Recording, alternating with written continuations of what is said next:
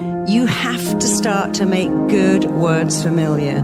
If you want to change your life on a dime, make self-praise familiar and make criticizing yourself unfamiliar. Move away from that. I'm an idiot. I got rocks for brains. I mess everything up. You can change your life so quickly by making praise and self-belief familiar by constantly doing it. And meanwhile, make criticism unfamiliar. See, your mind can't go in two lanes. The mind cannot hold conflicting beliefs. I'm good, I'm nervous, I'm smart, I'm anxious. I'm a good student, I've got a terrible memory. People like me, but I'm scared of rejection. That really messes up your mind because it wants to go into one lane or the other, but it can't go into both. It all comes back to two things: the pictures you make in your head and the words you say to yourself, which you are free to change. The way you feel about everything. Our mind loves what is familiar and really hates what is unfamiliar. If your mind loves what is familiar, all you've got to do is make good stuff familiar. And one of the things you can do to make familiar that will change your entire life is to make self-praise familiar. I'm good, I'm smart, I'm kind, I'm nice, I'm interesting. This is what is so important about your mind. It doesn't know and it doesn't care if what you tell it is good or bad, useful or pointless, beneficial or not. Your mind doesn't know and it doesn't care, because your mind makes your thoughts real every minute of every day. Your mind makes your thoughts real. And if your mind makes your thoughts real, you better learn to make better thoughts. I mean, imagine if we taught kids that at 5. Your mind's job is making your thoughts real, and your job is think better thoughts. So when you understand the workings of your mind, point 1 is your mind does what it thinks you want. And if you go, I don't want to be rejected, I don't want to be dumped, I don't want to fail, I don't want to get it wrong, I didn't want to go to school on Wednesday and take that exam. Your mind goes, okay, I'm tuning in. Don't want to go to school on Wednesday. Why don't I give you a raging headache, chronic diarrhea? I don't really care. I just understand to give you what you want. The mind is not logical. It just tunes into what you think. And when you think better thoughts, you change your life. So we want to be the CEO of our own mind. How do we do that? Well, it really is very easy. Don't complicate it. It all comes back to how do you talk to you. I've been working with teenagers all my adult life, and I never cease to be horrified by how they describe it. I'm an idiot. I'm a piece of you-know-what. I have rocks for brains. I'm not very good. My dad never sees me, so I guess I'm worthless. And I always teach them, look, the most important word you will ever hear to yourself in your whole life, and not for some hot girl or some hot guy, or even a teacher saying, gosh, you're smart. You are the best kid I've ever had in my class. Or even a parent saying, wow, parenting you is the joy of my life. No, the most important word you will ever hear in your whole life come from you. You have to look at your beliefs. Whatever you believe, you're going to make it real.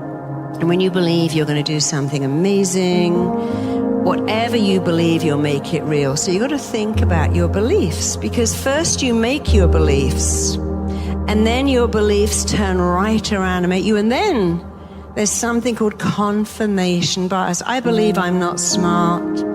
I believe my mind isn't very quick. I believe people don't really like me. And I've made that belief, and it's definitely making me, because now I'm kind of shy, I'm insecure, and now I'm looking for proof of what I believe is truth. If I wake up and I think I'm not enough, what kind of feelings would I feel? I'll give you a clue. There isn't a single good one in there. Listen, behaviors. I wake up and think I'm not enough. I feel sad, or I feel angry. How am I going to behave? Pick anything. Again, here's a clue. None of them are good. I don't take any risk. I'm risk averse. I stay at home. Maybe I cry. Maybe I act out. Maybe I start bullying people. The emptiness you feel inside is always because of the needs that weren't met. And one of your needs is to believe in yourself. And if you don't have that, you feel this emptiness here not enough. If I'm not enough, guess what I need? More. More food, more praise, more followers on my feed, more alcohol, more something. If I said I'm enough every day, what kind of feelings would I feel? Here's another clue. This time they're all good. You can't say I'm enough and feel terrible. See, words are like balm. If my skin was very dry and I put lotion on, my mind doesn't go, is that from Prada or did you get it free on an aeroplane? Doesn't care. Balm soothes dry skin, and words soothe something else. Words are nourishing. If we think we're enough and we feel happy, powerful, loved, secure, you'd work on your goals with the belief, I can achieve my goals because I'm enough. I'd talk to people. They can't reject me. Nobody can reject me except me, and I'm never going to do that because I'm enough.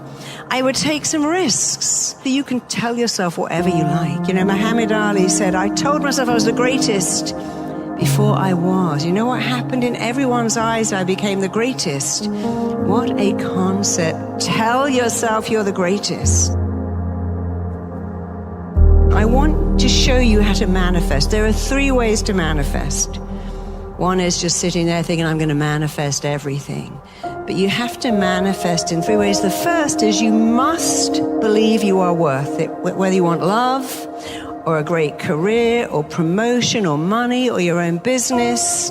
If you don't do step 1, which is believe you are worth it, you won't be good at manifesting. The second is you got to really know what that looks like. And then you got to do the work. You'll say, I thought I could just manifest. No, you still got to study, still got to write your program, open your business, work. 80% of your success is down to having a success mindset. If you believe you're worth it, that will take you further.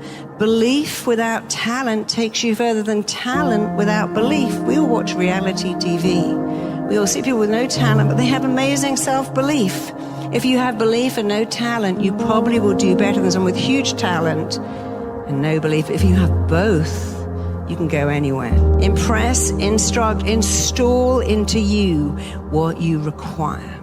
And you're going to say in a powerful voice, I insist on this, I require this, I'm giving this to myself. Then you're going to open out your hands and you're going to code it in by really focusing on what does it look like, feel like, sound like. A little voice that goes, you're not going to do that. Then you're going to move from side to side, just a little movement, and I'm going to help you erase and eradicate and let go of those blocking thoughts. So let's go. Close your eyes, touch the area right in between your eyebrows.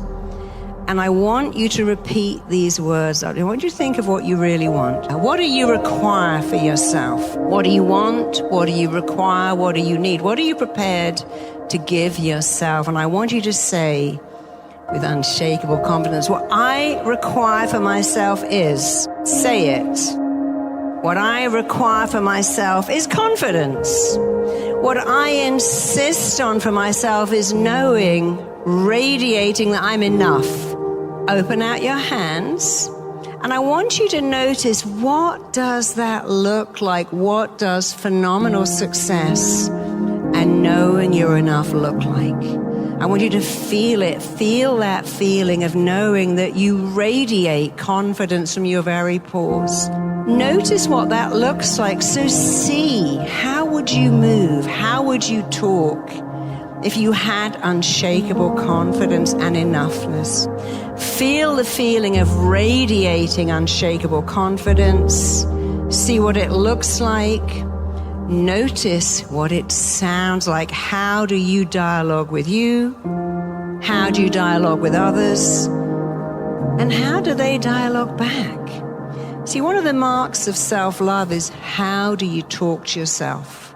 Because if you love yourself, you don't go, I'm an idiot, I got that wrong. You go, I did something, wasn't quite right, but I learned. So I want you to notice what it sounds like when you dialogue with you in a powerful way. Don't just hear it, do it. This technique won't self-implode. You have the power to impress upon yourself, to install and instruct your mind with how you want to be. Call it in, code it in. Notice what it looks like, feels like, and that little voice that goes, Just erase it. Stay in the right lane. Use powerful words, powerful languages. Make your mind your best friend. Self-esteem doesn't mean what I think of you. It means what you think of you. If I said I hold you in the highest esteem, that's what I think of you. But self-esteem is what you think of you. And when you have self-esteem, you're not arrogant, but you're also not insecure, because you understand that it comes from in here.